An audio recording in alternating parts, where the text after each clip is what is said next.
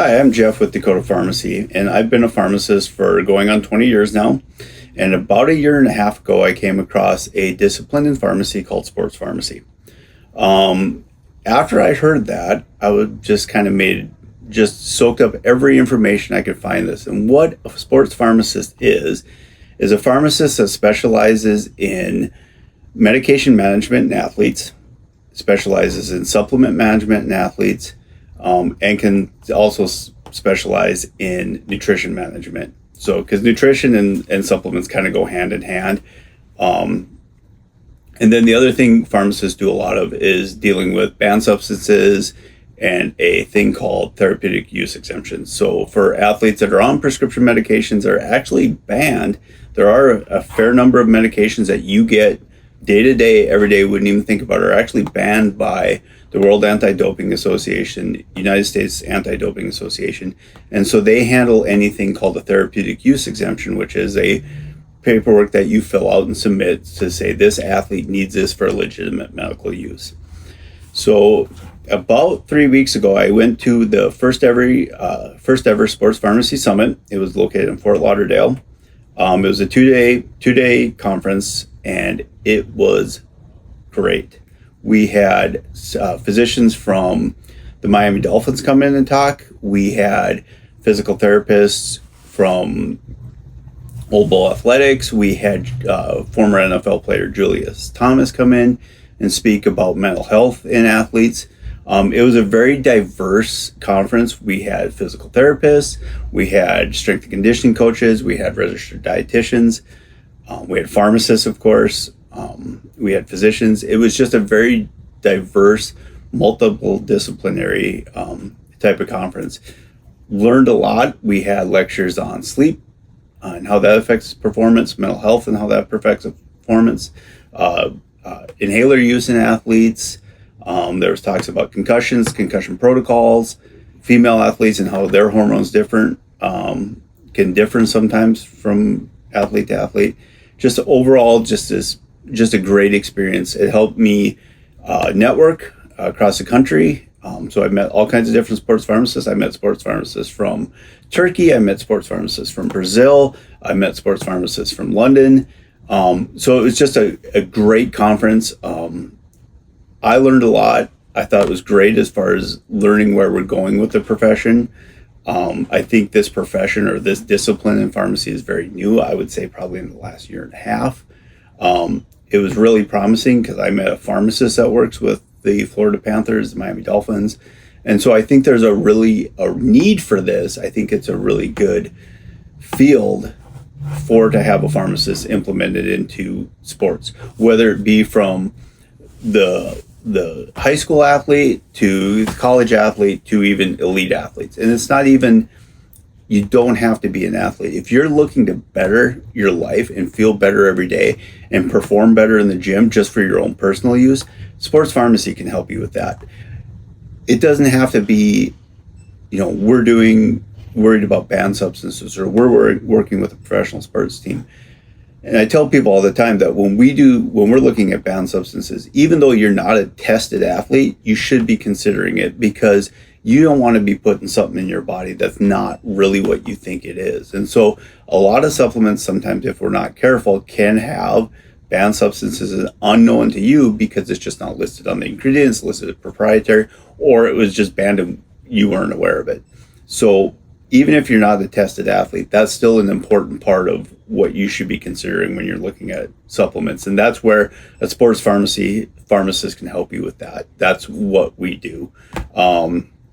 At this conference, I made all kinds of connections with the people at USADA, United States Anti-Doping Agency.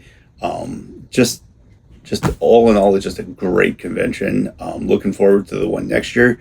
I loved how it was multiple disciplinary, and it really helped us learn on all different aspects of the athlete, from periodization and training to sleep to mental health to some of it was medication based, but there was just a little bit of everything for it. It was just amazing. So what I really hope to do with the information I learned at this conference, or to continue doing, is I hope to help the community here in Bismarck and surrounding areas, any booster teams, any high school teams, or any individual athletes that want to come to us and say, hey, look, I need help with this. I have questions on this. I want to make sure my supplement is a good, reputable supplement.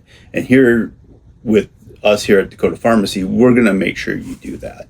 I want to make sure that young athletes and parents and stuff, they have a resource to come to, ask any questions, and get good, solid answers. Get somebody that this is what I do, this is what I've studied to do. If it's anything from your kids are on chronic medications to my kid wants to start using this supplement, what's your thoughts on that? And we can break that down. We can look at nutrition, we can look at supplements, we can look at how all that medication fits in. And so that's what I really hope to bring to people here in the community. After going to this conference, I would be more than happy to assist in any of those aspects. I have a lot of parents that will come in here and be like, I have a high school kid, son, daughter, doesn't matter, that wants to start taking supplements. Usually my first question is, what is their nutrition like?